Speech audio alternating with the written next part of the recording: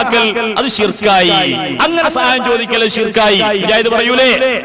അമ്മ യുജീബുൽ മുൽത്തറ എന്ന് തുടങ്ങുന്ന ആയത്ത് ഓതിയിട്ട് മുജാഹിദ് പറയൂലേ? പറയും, തീർച്ചയാണ്. എന്നാ നിങ്ങൾ മനസ്സിലായിക്കോ, ഇവിടെ മൂസാ നബി അലൈഹി സ്വലാത്തു വസ്സലാമിനെ ജനങ്ങൾ ഇലാഹാക്കലാണോ? അല്ല. ഇലാഹാക്കിയോ? ഇല്ല. ആക്കിയെങ്കിൽ ഖുർആൻ പറയണ്ടേ? പറഞ്ഞില്ല. അപ്പോൾ ശിർക്കാണോ? അല്ല. ഇതാണ് പരിശുദ്ധ ഖുർആൻ നമുക്ക് പഠിപ്പിക്കുന്നത്. ഇനി സഹോദരന്മാരെ, ഇനി നമ്മൾ കാണാത്ത അദൃശ്യരായ ആളുകളെ വിപൽഘട്ടത്തിൽ സഹായത്തിന് വേണ്ടി വിളിക്കുക എന്നതിന് എവിടെയെങ്കിലും രേഖയുണ്ടോ എന്നാണോ നിങ്ങളുടെ അടുത്ത ചോദ്യം? മുജാഹിദ് ഇവിടെ ചോദിച്ച അങ്ങനെയാണല്ലോ. അതൊക്കെ ശിർക്കാണ്, ശിർക്കാണ്, ശിർക്കാണ് എന്ന് പറഞ്ഞു പോവുകയല്ലേ മുജാഹിദ് ഇവിടെ ചെയ്തത്? മുജാഹിദ് മൗലവി ഇവിടെ ചെയ്ത പരിപാടി അതാണല്ലോ. ഞാൻ അതിനും രേഖ ഉദ്ധരിക്കാൻ പോവുകയാണ്. അങ്ങനെ നമ്മുടെ കണ്ണിന്റെ അപ്പുറത്തുള്ള, നമ്മൾ കാണാത്ത, നമ്മൾ അറിയാത്ത അങ്ങനെയുള്ള ആളുകളോട് സഹായം ചോദിച്ചാലും അതെ, അവിടെ ആ ചോദിക്കൽ ശിർക്കാവുകയില്ല. അത് ശിർക്കാവുകയില്ല, അത് കുഫറാവുകയില്ല. നിങ്ങൾ വളരെ വ്യക്തമായി മനസ്സിലാക്കുക. അതിന് പരിശുദ്ധമായ ഹദീസുകൾ നമുക്ക് രേഖയാണ്. നോക്കൂ സഹോദരന്മാരെ, 2005 മാർച്ച് 25 ഇറങ്ങിയ മുജാഹിദുകളുടെ വിചിന്തനം നിങ്ങൾ പരിശോധിച്ചാൽ ആ വിചിന്തനത്തിൽ നിങ്ങൾക്ക് കാണാൻ കഴിയുന്ന ഒരു വസ്തുതയാണ്. മുജാഹിദുകൾ എഴുതിയ ഒരു വിഷയമാണ്. എന്താണ് മുജാഹിദുകൾ എഴുതിയത്? അത് വേറെയൊന്നുമല്ല, സാധാരണഗതിയിൽ എന്താണ് ഇവർ പറയുന്നതെന്നറിയോ?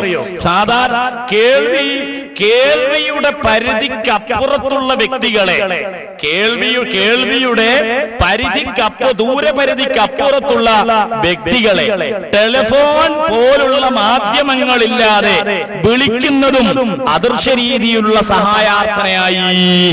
അത് ശിർക്കാണ്. കണ്ടോ? അത് ശിർക്കാണ്. മനസ്സിലായോ? എന്താ പറഞ്ഞത്? നമ്മളുടെ സാധാരണയിൽ കേൾവി, സാധാരണഗതിയിൽ ഒരാളെ നമ്മൾ വിളിച്ചാല് ഒരു ഇത്ര ദൂരപരിധിയുടെ ഇടയിലാണെങ്കിലാണ് അയാൾ കേൾക്കുക. ആ ദൂരപരിധിക്ക് അപ്പുറത്തുള്ള ഒരാളെ നമ്മൾ ടെലിഫോൺ പോലെയുള്ള മാധ്യമമില്ലാതെ വിളിച്ചാൽ അത് അദൃശ്യമാർഗത്തിലുള്ള സഹായാർത്ഥനയായി. അത് ശിർക്കായി മുജാഹിദ് പറയാം. എന്നാൽ മുഹമ്മദുർ റസൂലുള്ളാഹി സ്വല്ലല്ലാഹു അലൈഹി വസല്ലം തങ്ങൾ ശിർക്ക് പഠിപ്പിച്ച ആളാണെന്ന് മുജാഹിദേ നീ പറയണം. നിങ്ങൾ കേട്ടോളൂ, നിങ്ങളുടെ ഇബ്നു തൈമിയ്യയുടെ ഗ്രന്ഥത്തിൽ നിന്നാണ് ഈ ഹദീസ് ഞാൻ ഉദ്ധരിക്കുന്നത്.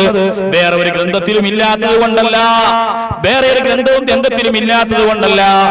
അതേ, ദശക്കണക്കിന് പണ്ഡിതന്മാർ അവരുടെ ഗ്രന്ഥങ്ങളിൽ എഴുതി വെച്ച വിഷയമാണ്. അത് നിങ്ങളുടെ ഇബ്നു തൈമിയ്യ അദ്ദേഹത്തിന്റെ ഗ്രന്ഥത്തിൽ നിന്ന് ഞാൻ ഉദ്ധരിക്കാനൊരു കാരണമുണ്ട്. ആ കാരണം വേറെയൊന്നുമല്ല, നിങ്ങളുടെ ഇബ്നു തൈമിയ്യ നിങ്ങളെ സംബന്ധിച്ചിടത്തോളം മുജാഹിദുകളെ പരിശുദ്ധ ഖുർആൻ പോലെയാണ് അദ്ദേഹത്തിന്റെ വാക്കുകൾ എന്ന് നിങ്ങൾ വിചിന്തനത്തിൽ രേഖപ്പെടുത്തുകയാണ്. വിശുദ്ധ ഖുർആൻ പോലെ പോരാ, നിങ്ങൾ നിങ്ങളുടെ വക്ക മൗലവി എഴുതിയ ഗ്രന്ഥമാണല്ലോ ഇമാം ഇബ്നു തൈമിയ്യയും ആരോപണങ്ങളും എന്ന് പറയുന്ന ഗ്രന്ഥം. ഇമാം ഇബ്നു തൈമിയ്യയും ആരോപണങ്ങളും എന്ന് പറയുന്ന ഗ്രന്ഥം മുജാഹിദുകൾ വക്ക മൗലവി രേഖപ്പെടുത്തിയ ഗ്രന്ഥം, ആ എഴുതിയ ഗ്രന്ഥം. ആ ഗ്രന്ഥത്തിൽ വക്ക മൗലവി പറയുന്നത് എന്താണെന്നറിയോ?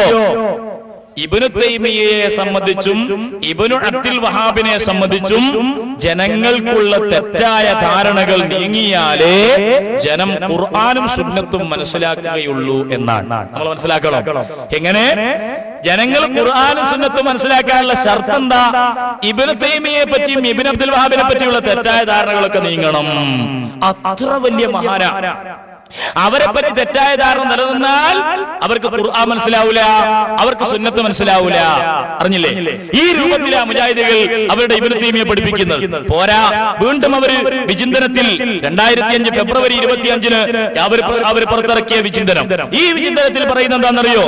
ഇബ്നു തൈമിയ്യയുടെയും മുഹമ്മദ് ഇബ്നു അബ്ദുൽ വഹാബിന്റെയും ആശയങ്ങൾ വിഷലിപ്തമാണെന്ന് പറയുന്നതും ഖുർആൻ വിഷലിപ്തമാണെന്ന് പറയുന്നതും തുല്യ. മനസ്സിലായോ? ഇബ്നു തൈമിയ്യയുടെ വാക്കുകൾ, ആശയങ്ങൾ, ഇബ്നു അബ്ദുൽ വഹാബിന്റെ ആശയങ്ങൾ അത് തെറ്റാണ്, വിഷലിപ്തമാണ് എന്ന് പറഞ്ഞാൽ ഖുർആൻ വിഷലിപ്തമാണ് എന്ന് പറയും പോലെയാകുന്നു. മനസ്സിലാക്കണം നിങ്ങൾ. പണ്ട് മഹാന്മാരായ നമ്മുടെ പണ്ഡിതന്മാര് അവര് മുജാഹിദുകൾക്ക് മറുപടി പറഞ്ഞപ്പോ അവര് പറയുകയുണ്ടായി. ഈ മുജാഹിദുകൾ മാലയിലെ വരികൾ ഉദ്ധരിച്ചുകൊണ്ട് അവർ പറയും. മാലയിലെ വരികൾ ഉദ്ധരിച്ചുകൊണ്ട് പറയാറുള്ളത് എന്താണ്? മാലയിലെ വരികൾ, മാലയിലെ ആശയങ്ങൾ അത് തെറ്റാണെങ്കിൽ ഖുർആൻ തെറ്റാണെന്ന് പറയേണ്ടി വരും എന്ന് പറഞ്ഞാൽ ഖുർആനിലുള്ള ആശയങ്ങളാണ് മഹാന്മാരായ ആളുകളെ പ്രകീർത്തിക്കുന്ന മാലകളിലും ഉള്ളത്. ഇതാണ് ആ മഹാന്മാർ ഉദ്ദേശിച്ചത്, അല്ലേ? അപ്പൊ മുജാഹിദീങ്ങൾ കളിയാക്കി, ഈ മാലകൾ ഖുർആൻ പോലെയാലേ എന്ന് ചോദിക്കുകയാണ്. മാലകൾ ഖുർആൻ പോലെയാണോ? മാലയിലുള്ള ആശയങ്ങൾ അത് ഖുർആനിൽ നിന്ന് പ്രമാണം കണ്ടെത്താവുന്നതാണ് എന്ന് പണ്ഡിതന്മാർ വളരെ നല്ല ഉദ്ദേശശുദ്ധിയിൽ അവർ ഈ സമൂഹത്തോട് അക്കാര്യം പറഞ്ഞപ്പോ അത് പരിഹസിച്ചു മൗലവിമാര്, മുജാഹിദുകൾ, അവരുടെ നേതാക്കന്മാർ. ഞാൻ ചോദിക്കും നിങ്ങളോട്, ഇബ്നു തൈമിയ്യയുടെ ആശയങ്ങളെ പറ്റി നിങ്ങൾ എന്താ എഴുതിയത്? ഇബ്നു തൈമിയ്യയുടെ ആശയങ്ങൾ തെറ്റാന്ന് പറയുന്നതും ഖുർആൻ തെറ്റാണെന്ന് പറയുന്നതും തുല്യമാകുന്നു, ഒരുപോലെയാകുന്നു, അതിൽ യാതൊരു വ്യത്യാസവുമില്ല എന്നാണെങ്കിൽ ഓ മുജാഹിദ് സഹോദരന്മാരെ, സുന്നികളെ മുശ്രിക്കുകൾ എന്ന് പറയാൻ, അവർ ശിർക്കിന്റെ ആളുകളാണെന്ന് പറയാൻ നിങ്ങൾ പറയാറുള്ള ഒരു വിഷയമാണല്ലോ. അവർ മഹാന്മാരെ വിളിക്കുന്നു, അവരോട് സഹായം ചോദിക്കുന്നു, അദൃശ്യരായ ആളുകളോട് സഹായം ചോദിക്കുന്നു. അത് അവരെ ഇലാഹാക്കലാണ്, പടച്ച റബ്ബിന് പുറമെ ഇലാഹുകളെ സ്വീകരിക്കലാണ്. ഇത് മക്കയിലെ മുശ്രിക്കീങ്ങളെ പണിയാണ് എന്ന് പറഞ്ഞ് പാവപ്പെട്ട സുന്നികളായ ആളുകളെ ഇസ്ലാമിന്റെ പുറത്തു പോയ അബൂജഹലുമാരാണ് നിങ്ങൾ ചിത്രീകരിക്കുന്നുണ്ടല്ലോ. എന്നാൽ പിടിച്ചോ മുജാഹിദേ, ഇബ്നു തൈമിയ്യ അദ്ദേഹത്തിന്റെ അൽ കലിമു ത്വയ്യിബ് എന്ന ഗ്രന്ഥം അതിന്റെ 63-ാമത്തെ പേജ് നിങ്ങൾ പരിശോധിച്ചോ. അവിടെ കാണാം ഇബ്നു തൈമിയ്യ രേഖപ്പെടുത്തുന്നത് മുസ്ലിങ്ങൾക്ക് ചൊല്ലാനുള്ള ദിക്റുകളാണ്. മുസ്ലിങ്ങൾക്ക് ചൊല്ലാനുള്ള ദിക്റുകൾ, ഓരോ സമയത്തും ചൊല്ലാനുള്ള ദിക്റുകൾ, ആ ദിക്റുകൾ ഇങ്ങനെ അദ്ദേഹം എണ്ണിപ്പറയാൻ അങ്ങനെ പഠിപ്പിക്കുന്ന കൂട്ടത്തിൽ അയാൾ പറയുന്നത് എന്താണെന്നറിയോ? മുജാഹിദ് മൗലവി കഴിഞ്ഞ പ്രാവശ്യം ഇവിടെ വന്നു, അതിന്റെ മുമ്പ് ഞാൻ വന്ന സമയത്ത് ഞാൻ പറഞ്ഞ എന്തെങ്കിലും ഒരു കാര്യത്തിന് ഈ മൗലവി, നിങ്ങൾ വിളിച്ചുകൊണ്ടുവന്ന മൗലവി എന്തെങ്കിലും ഒരു മറുപടി പറഞ്ഞു?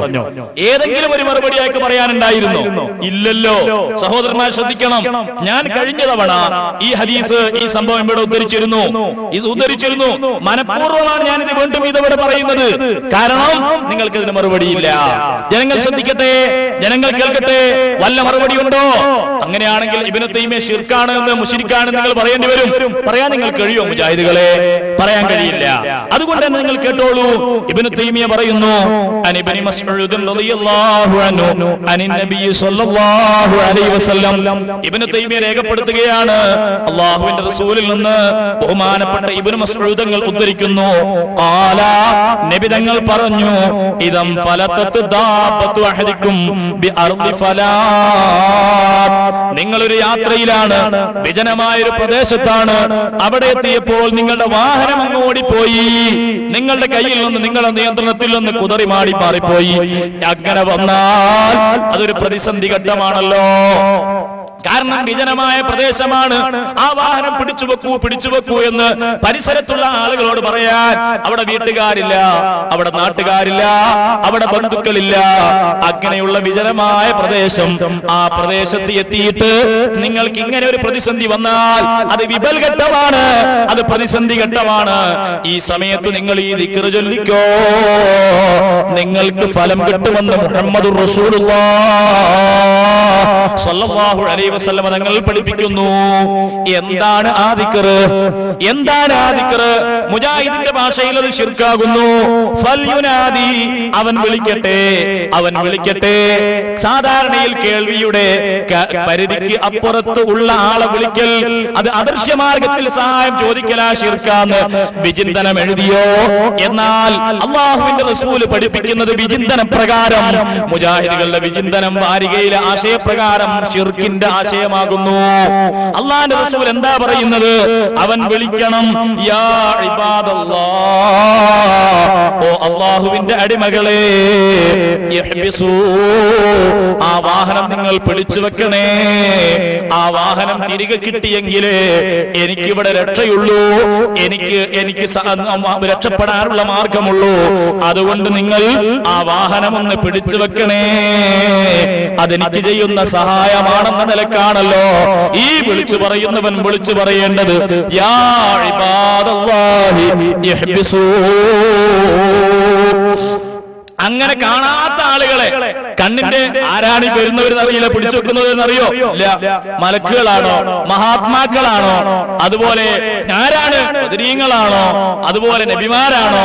അതുപോലെ മുഹദ്ദിസീഖാണോ? അതൊന്നും അറിയില്ല, അല്ലേ? നമ്മളെ സംബന്ധിച്ചിടത്തോളം നമ്മൾ വിളിക്കുമ്പോൾ, അങ്ങനെ ഒരു പ്രദേശത്ത് വെച്ച് വിളിക്കുമ്പോൾ അങ്ങനെ വിളിക്കാനാണ് അല്ലാഹുവിന്റെ റസൂലിന്റെ കൽപ്പന. അത് ഇബ്നു തൈമിയ്യ ഉദ്ധരിക്കുകയാണ്. അങ്ങനെ നിങ്ങൾ വിളിച്ചാൽ ഫഇന്ന ലില്ലാഹി അസ്സ വജല്ല ഫിൽ അർളി ഹാദിറൻ സയ യഹ്ബിസുഹു, അതേ അല്ലാഹുവിന് ഭൂമിയിൽ ചില അടിമകളുണ്ട്,